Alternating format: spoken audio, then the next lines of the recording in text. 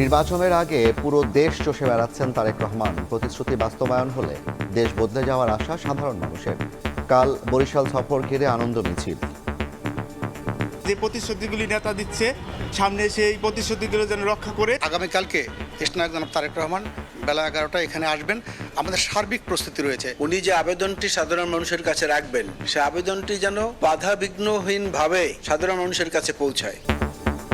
সব পরিষ্কার হওয়ার পরও এক্স অ্যাকাউন্ট হ্যাক নিয়ে ব্যবসা করছে একটি দল, অভিযোগ জামায়াত আমিরের। নির্বাচনে অনিয়মের চেষ্টা হলে প্রতিহতের হুঁশিয়ারি।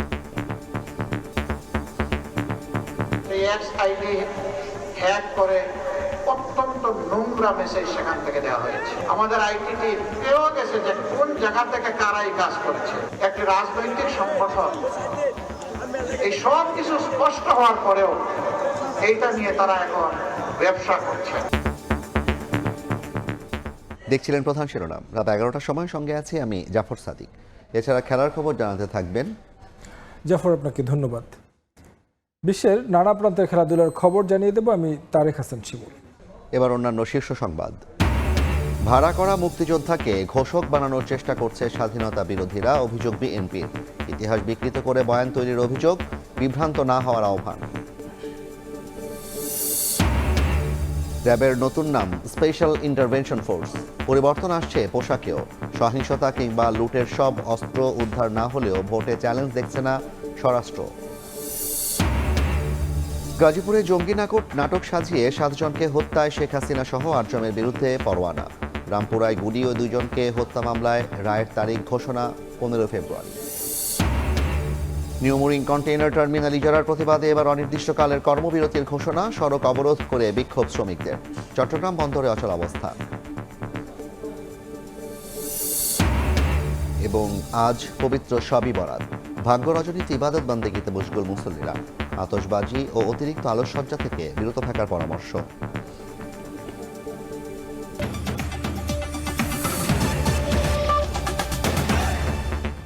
নির্বাচন সামনে রেখে পুরো দেশ চষে বেড়াচ্ছেন বিএনপি চেয়ারম্যান তারেক রহমান।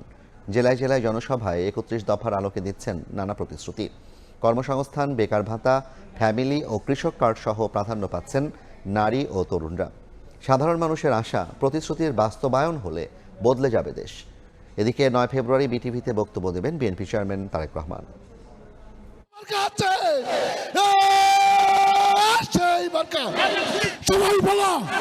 আর কদিন পরই জাতীয় সংসদ নির্বাচন। বলা চলে শেষ ফাল্গুনেও নির্বাচনী উত্তাপে উষ্ণ গোটা দেশ।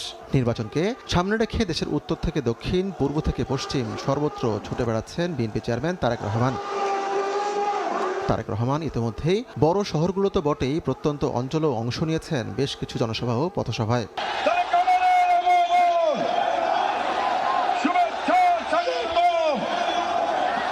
নির্বাচিত হয়ে বিএনপি সরকার গঠন করলে 4 কোটি পরিবারকে ফ্যামিলি কার্ড দেবার আশ্বাস দিয়েছেন তারেক রহমান। এছাড়াও গোটা দেশে 20,000 কিলোমিটার খাল খননের উদ্যোগ নেবার কথাও বলেছেন বিএনপি চেয়ারম্যান। অর্থনৈতিকভাবে আমরা যাতে সচ্ছলভাবে গড়ে তুলতে চাই, সেই জন্য এইরকম একটি ফ্যামিলি কার্ড আপনাদের কাছে পৌঁছে দিতে চাই মা বোনদের কাছে। আমাদের এখানে একসময় অনেক খাল বিল ছিল না আগে, এই খাল বিলগুলো সব ভরাট হয়ে গিয়েছে। এই খালগুলোকে আমরা পুনর্খনন করতে চাই। রাজধানী ঢাকা নানাবিধ সংকটের মধ্যে অন্যতম হলো বস্তিবাসীর জীবনযাপন। সরকারে গেলে সমাজের পিছিয়ে পড়া সেসব মানুষের আবাসনের জন্য ফ্ল্যাট দেবার কথাও জানান তিনি। অন্যদিকে প্রান্তিক পর্যায়ে স্বাস্থ্যসেবা নিশ্চিতে হেলথ কেয়ার নিয়োগের ঘোষণা দিয়েছেন তিনি। গ্রামের নারীদের কাছে, গ্রামের শিশুদের কাছে স্বাস্থ্য সেবা তাদের ঘরে ঘরে পৌঁছে দিতে, এবং সেজন্যই আমরা 1 লক্ষ হেলথ কেয়ারার নিযুক্ত করার পরিকল্পনা গ্রহণ করেছি। এলাকাবাসীর পক্ষ থেকে যেই সমস্যার কথা বলে গেছে পুনর্বাসন সহ, ইনশাআল্লাহ আমরা সেই সমস্যার সমাধান করব এই এলাকার মানুষের জন্য। ফ্যামিলি কার্ড ছাড়াও কৃষক কার্ডের আশ্বাসের পাশাপাশি বিভিন্ন জেলায় যেসব অঞ্চলভিত্তিক সংকট আছে সেসব নিয়ে কাজ করার ঘোষণা দেন তিনি। আমরা কৃষক ভাইদের কাছে সার, তার প্রয়োজনীয় অন্তত একটি ফসলের সমগ্রভাবে একটি ফসলের বীজ, কীটনাশক, সার আমরা পৌঁছতে যাই কৃষক ভাইদের কাছে সরাসরি। জনমানুষ বলছে নির্বাচিত হলে এসব আশ্বাস যেন ভুলে না যান নেতারা। সামনে যে নির্বাচন আসতেছে, যে প্রতিশ্রুতিগুলি নেতা দিচ্ছে, সামনে সেই প্রতিশ্রুতিগুলো যেন রক্ষা করে সামনের যে গণ অভ্যুত্থান হয়েছে এরকম যেন পুনরাবৃত্তি না ঘটে, এরকম চিন্তা ভাবনা নেতাদের হওয়া উচিত। বিগত দিনে অনেক নেতা অনেক প্রতিশ্রুতি দিয়েছে, কিন্তু দেখা গেলো সব বাস্তবায়ন হয় নাই। কিন্তু যেহেতু অভ্যুত্থান হয়ে গেছে, যার কারণেই অভ্যুত্থান করা হলো, তো সেই ক্ষেত্রে সেই জিনিসটা যেন প্রতিফলন হয়। জানা গেছে শুক্রবার নির্বাচনী ইস্তেহার ঘোষণা করবে বিএনপি। ধারণা করা হচ্ছে নারী ও তরুণদের চাওয়াকে সর্বোচ্চ গুরুত্ব দিয়ে আসছে বিএনপির ইস্তেহার। যুবক ও তরুণদের কর্মসংস্থান, বেকার ভাতা, গণতন্ত্র পুনরুদ্ধার, বিচার বিভাগের স্বাধীনতা, মানবাধিকার রক্ষা ও বাক স্বাধীনতাকে গুরুত্ব দিয়ে ঘোষিত হবে বিএনপির ইস্তেহার। বিএনপি সরকার গঠনে সক্ষম হলে। আতিকুর রহমান তামাল, সময় সংবাদ, ঢাকা। বিএনপি চেয়ারম্যান তারেক রহমানের বরিশাল সফর ঘিরে নানা প্রস্তুতি নিয়েছেন স্থানীয় নেতাকর্মীরা। কাল নগরীর বেলস পার্ক মাঠে নির্বাচনী জনসভায় যোগ দেবেন তিনি। তারেক রহমানের আগমন ঘিরে বিভাগ জুড়ে নেতাকর্মীদের মাঝে এখন উৎসবের আমেজ। একই দিন ফরিদপুরের সরকারি রাজেন্দ্র কলেজ মাঠে জনসভায় যোগ দেবেন বিএনপি চেয়ারম্যান।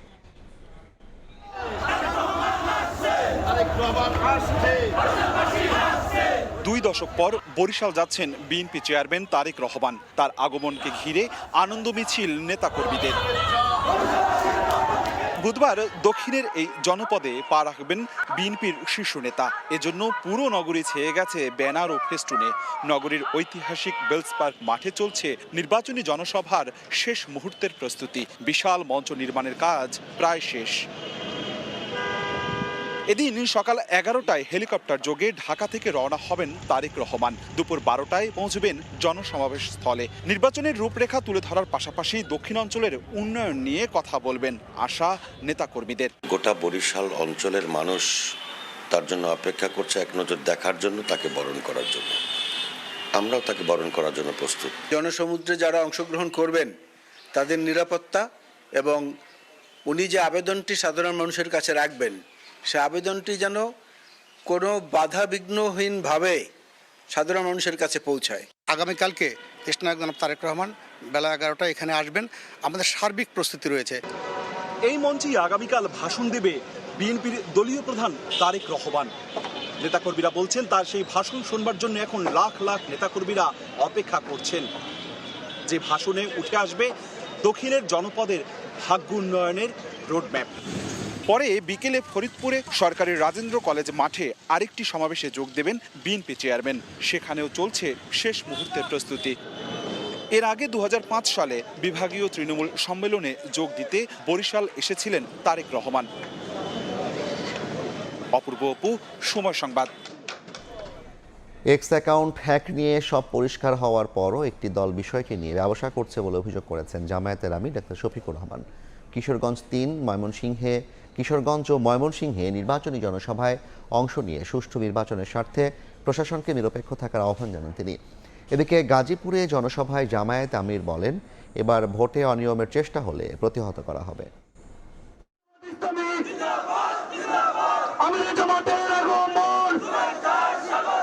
জামাত আমিরের জনসভা উপলক্ষে কিশোরগঞ্জের কটিয়াদি সরকারি কলেজ মাঠে ঢল নামে জনতার। নিকলি, পাকুন্দিয়া, ভৈরব সহ জেলার নানা প্রান্ত থেকে আসা মানুষ ভিড় করেন জনসভায়। সোমবার বেলা 11:30টায় জনসভা স্থলে আসেন ডাক্তার শফিকুর রহমান। ক্ষমতায় গেলে কিশোরগঞ্জে কৃষি ভিত্তিক শিল্প গড়া সহ দেন নানা উন্নয়ন প্রতিশ্রুতি। জানান নদী বাঁচানোর প্রত্যয়। আজকে নদীগুলাকে খুন করা হয়েছে, জমাট বেঁধে হাওরগুলা, বিলগুলা ধ্বংস হয়ে গিয়েছে। আমরা এগুলাতে হাত দেব ইনশাআল্লাহ। এক্স অ্যাকাউন্ট হ্যাক ইস্যুতে একটি রাজনৈতিক দল ব্যবসা করছে বলে অভিযোগ করেন জামায়াত আমির। বলেন, যারা এই কাজটি করেছে এরই মধ্যে তাদের শনাক্ত করা হয়েছে। এক্স আইডি হ্যাক করে অত্যন্ত নোংরা মেসেজ সেখান থেকে দেওয়া হয়েছে। আমাদের আইটি টিম খুব দ্রুত সেটাকে রিকভারি করে ব্যবস্থা নিয়েছে এবং পেয়েও গেছে যে কোন জায়গা থেকে কারা এই কাজ করেছে। একটি রাজনৈতিক সংগঠন এই সব কিছু স্পষ্ট হওয়ার পরেও এইটা নিয়ে তারা এখন ব্যবসা করছেন। সুষ্ঠু নির্বাচন নিশ্চিতে প্রশাসনকে নিরপেক্ষ থাকার আহ্বান জানিয়ে ডাক্তার শফিকুর রহমান বলেন, চোরাগোপ্তা পথে কেউ আর ক্ষমতায় যেতে পারবে না। কোনো দুর্বৃত্ত এখন আর কারো বুটে হাত দিতে পারবে না ইনশাআল্লাহ। আমরা প্রশাসনকে বলবো, আপনারা দক্ষতা এবং নিরপেক্ষতার সাথে, সততা এবং সাহসিকতার সাথে আপনারা দায়িত্ব পালন করবেন নির্বাচনকে সামনে রেখে। আপনারা মেহেরবানি করে কারো কোনো ডাইনবাদ কথা শুনবেন না। আমরা কারো কাছে কোনো আনুকূল্য চাই না।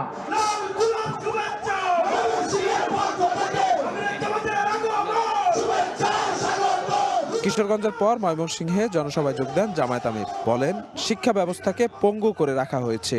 কৃষি বিশ্ববিদ্যালয় বাংলাদেশ নয়, এশিয়া নয়, বিশ্বের বুকে একটা শ্রেষ্ঠ বিশ্ববিদ্যালয় হয়েছে। শিক্ষাকে পঙ্গু বানিয়ে রাখা হয়েছে দুইটা কারণে। প্রথমত, বাজেটে শিক্ষাকে অবহেলা করা হয়। দ্বিতীয়ত, দলীয় আনুগত্য দেখে অসৎ লোকদের হাতে যা বাজেট আছে ওইটা তুলে দেওয়া হয়। পরে গাজীপুরের সমাবেশে ডাক্তার শফিকুর রহমান বলেন, একটি দল থেকে 49 জন ঋণ খেলাপি নির্বাচন করছে, তাদের বাদ দিয়ে দেশকে দুর্নীতিমুক্ত করা হবে। 49 জন ঋণ খেলাপি যাদেরকে বগলের নিচে নিয়ে নির্বাচন করছে, আগে তাদেরটা বাতিল ঘোষণা করেন। যদি সাহসিকতার সাথে এটা করতে পারেন, জনগণ কিছুটা বিশ্বাস করবে, হ্যাঁ ওনাদের সদিচ্ছা আছে। এদিকে মিরপুরে প্রচারণায় ডাক্তার শফিকুর রহমান বলেন, ক্ষমতায় গেলে প্রতিশ্রুতি বাস্তবায়ন করবে জামায়াত। বহু কথা আমরা দিয়ে দেই সমাজকে, শুধু রাজনৈতিক নেতারা না, আমরা পরস্পরের মধ্যে অনেক কিছু দিয়ে দেই, কিন্তু পরে ভুলে যাই এটা যে আমার মানতে হবে। এই এগ্রিমেন্টটা মানলে সমাজের অর্ধেক সমস্যার সমাধান হয়ে যায়। বুধবার লালমনিরহাট ও কুড়িগ্রামে জনসভায় যোগ দেবেন জামায়াত আমির। আসলে সৌভাগ্যবান হয়। শফিক মুন্সি, সময় সংবাদ। সম্মান করতে পারেন। একজন মুক্তিযোদ্ধাকে ভাড়া করে 11 দলীয় ঐক্য তাকে স্বাধীনতার ঘোষক বানানোর চেষ্টা করছে বলে অভিযোগ করেছেন বিএনপি নেতারা। নির্বাচনী প্রচারে অংশ নিয়ে তারা বলেন, ধর্মকে ব্যবহার করে মানুষকে ভুল বোঝানোর চেষ্টা চলছে। এদিকে নিরপেক্ষ ভোট আয়োজনে নির্বাচন কমিশনকে সুষ্ঠুভাবে দায়িত্ব পালনের আহ্বান এনসিপির।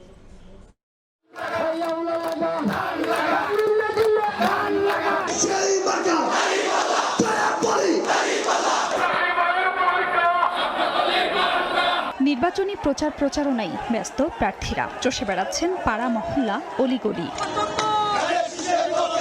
নিজ নির্বাচনী এলাকায় প্রচারণা চালান বিএনপি নেতারা। ধর্মকে ব্যবহার করে মানুষকে ভুল বোঝানোর চেষ্টা চলছে বলে অভিযোগ করেছেন বিএনপি মহাসচিব। দলের স্থায়ী কমিটির সদস্য সালাউদ্দিন আহমদ বলেন, ভাড়া করা মুক্তিযোদ্ধাকে স্বাধীনতার ঘোষক বানাচ্ছে 11 দলীয় জোট। জনগণ তা মেনে নেবে না। প্রচারণায় উন্নয়নের নানা প্রতিশ্রুতি দেন ব্যারিস্টার মাহবুবউদ্দিন খোকন ও কায়সার কামাল। ভবিষ্যতের কথা যা বলছি, সততার সাথে, ইমানের সাথে তারা সেটা বিবেচনায় নিয়ে আমাকে মূল্যায়ন করবেন। নারী সদস্যকে এই আসনের নির্বাচনে প্রার্থী করে নাই, সেদল কিভাবে নারী সম্বন্ধে বলে, নারী ক্ষমতায়ন সম্বন্ধে বলে? ধর্মকে ব্যবহার করে মানুষকে বিভ্রান্ত করার চেষ্টা করা হচ্ছে, মিথ্যা প্রচারণা করা হচ্ছে। একজন মুক্তিযোদ্ধাকে তাদের জোটে যোগদান করিয়েছে এবং অন্য কথায় বলতে গেলে ভাড়া নিয়েছে। তারা সাইনবোর্ড দেখাচ্ছে তাদেরও একটা মুক্তিযোদ্ধা আছে। ভোটে জিতলে এলাকার উন্নয়নে কাজ করার আশ্বাস দেন পিরোজপুর 2 আসনের জামায়াতের প্রার্থী শামীম সাইদি। প্রচারণায় কর্মীদের হুমকি দেওয়ার অভিযোগ করেন বাগেরহাট 2 আসনের দাঁড়িপাল্লার প্রার্থী শেখ মঞ্জুরুল হক রাহাত। আমাদের নেতাকর্মী যারা রয়েছে, যারা প্রচারণার কাজ করছে, তারা বাধার সম্মুখীন হচ্ছে। 12 তারিখে আপনারা সকলে বিজয়ের একটি সুসংবাদ সকলে পাবেন ইনশাআল্লাহ। নাটোর 3 আসনে পদযাত্রায় প্রশাসনের বিরুদ্ধে পক্ষপাতিত্বের অভিযোগ করেন এনসিপির মুখপাত্র আসিফ মাহমুদ সজীব ভুইয়া। কুমিল্লা 4 আসনে উঠান বৈঠকে হাসনাত আব্দুল্লাহ বলেন, 12 তারিখ চাঁদাবাজদের অধ্যায় বন্ধ হয়ে যাবে। 12 তারিখ সূর্য ডুবার সাথে সাথে তোমার এই ধান্দা এবং চাঁদাবাজির সূর্য ডুবে যাবে। প্রশাসন যন্ত্রকে কাজে লাগিয়ে পাতানো নির্বাচনের মাধ্যমে ক্ষমতায় আসতে চান, আপনারা মনে করবেন না যে শেখ হাসিনার মতো আপনারা পার পেয়ে যাবেন। পঞ্চগড় 1 আসনে গণসংযোগ ও উঠান বৈঠকে ইসিকে সুষ্ঠুভাবে দায়িত্ব পালনের আহ্বান জানান 11 দলের প্রার্থী সার্জিস আলম। আপনাদের সবাইকে জানাই খাদিজা স্বপ্না, সময় সংবাদ। র্যাবের নাম পরিবর্তন করে স্পেশাল ইন্টারভেনশন ফোর্স SIF করার সিদ্ধান্ত নিয়েছে সরকার। পরিবর্তন হচ্ছে বাহিনীর পোশাকও। আইনশৃঙ্খলা সংক্রান্ত কোর কমিটির বৈঠক শেষে সচিবালয়ে ব্রিফিংয়ে স্বরাষ্ট্র উপদেষ্টা জানান, বাহিনীটির নাম নিয়ে জনগণের নানা প্রশ্ন ছিল বলেই নাম পরিবর্তনের সিদ্ধান্ত নেওয়া হয়েছে। তাদের কাজেরও অনেক পরিবর্তন হবে। এছাড়া পুলিশের মনোবল ও কর্মক্ষমতা আগের তুলনায় বেড়েছে উল্লেখ করে উপদেষ্টা বলেন, নির্বাচনে আইনশৃঙ্খলা রক্ষার কোনো সমস্যা হবে না। সেনাবাহিনীর মাধ্যমে ৭,৭৩১টি আগ্নেয়াস্ত্র উদ্ধার করা হয়েছে বলেও জানানো হয় ব্রিফিংয়ে। জুলাই আগস্টের হত্যাযজ্ঞের মামলায় আওয়ামী লীগের সভাপতি মণ্ডলীর সদস্য অ্যাডভোকেট কামরুল ইসলাম ও ওয়ার্কার্স পার্টির সভাপতি রাশেদ খান মেননের বিরুদ্ধে আনুষ্ঠানিক অভিযোগপত্র দাখিল করেছে প্রসিকিউশন। মঙ্গলবার আন্তর্জাতিক অপরাধ ট্রাইব্যুনালে এই দুজনের বিরুদ্ধে 23 জনকে হত্যাসহ মানবতাবিরোধী অপরাধে 2টি অভিযোগ আনা হয়েছে। এছাড়া 2016 সালে গাজীপুরে পাতার টেকে জঙ্গি নাটক সাজিয়ে 7 জনকে হত্যার ঘটনায় সাবেক ডিবি প্রধান হারুনুর রশিদ, সাবেক এসবি প্রধান মনিরুল ইসলাম, সাবেক আইজিপি জাভেদ পাটওয়ারি সহ 10 জনের বিরুদ্ধে ট্রাইব্যুনালে আনুষ্ঠানিক অভিযোগ দাখিল করে প্রসিকিউশন। এর আগে গত 18 আগস্ট এই মামলায় আসামিদের বিরুদ্ধে গ্রেপ্তারি পরোয়ানা জারি করেছিলেন আন্তর্জাতিক অপরাধ ট্রাইব্যুনাল। এদিকে রামপুরায় কার্নিশে ঝুলে থাকা আমির হোসেনকে গুলি ও 2 জনকে হত্যা মামলায় যুক্তিতর্ক শেষ হয়েছে। 15 ফেব্রুয়ারি রায়ের তারিখ নির্ধারণ করবেন ট্রাইব্যুনাল।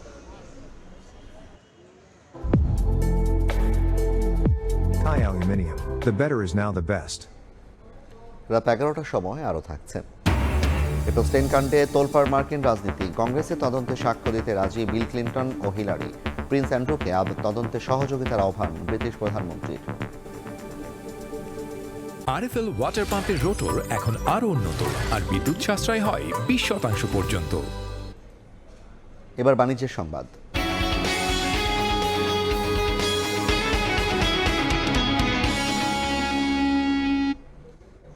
চট্টগ্রামের নিউমোরিং টার্মিনাল বিদেশিদের কাছে ইজারার সিদ্ধান্তের প্রতিবাদে অনির্দিষ্টকালের কর্মবিরতি ঘোষণা করেছেন বন্দর রক্ষা সংগ্রাম পরিষদ। সকালে টোল প্লাজা এলাকায় সড়ক অবরোধ করে চট্টগ্রাম শ্রমিক কর্মচারী ঐক্য পরিষদ আন্দোলন করে। চতুর্থ দিনের কর্মবিরতিতে অনেকটা অচলাবস্থা তৈরি হয়েছে বন্দরে। এতে কন্টেইনার ও বাল্ক কার্গোবাহী জাহাজের জেটিতে অবস্থানকাল বেড়েছে।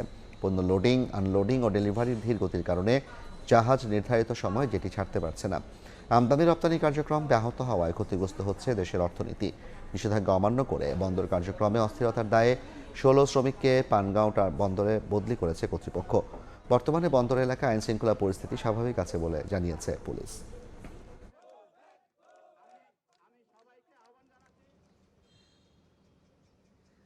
পবিত্র শবে বরাত বা ভাগ্য রজনীতে ইবাদত বান্দেগিতে মশগুল ধর্মপ্রাণ মুসল্লিরা। পবিত্র এ রজনীতে ধর্মপ্রাণ মুসল্লিদের জন্য জাতীয় মসজিদ বাইতুল মোকাররমে রাখা হয় নানা আয়োজন।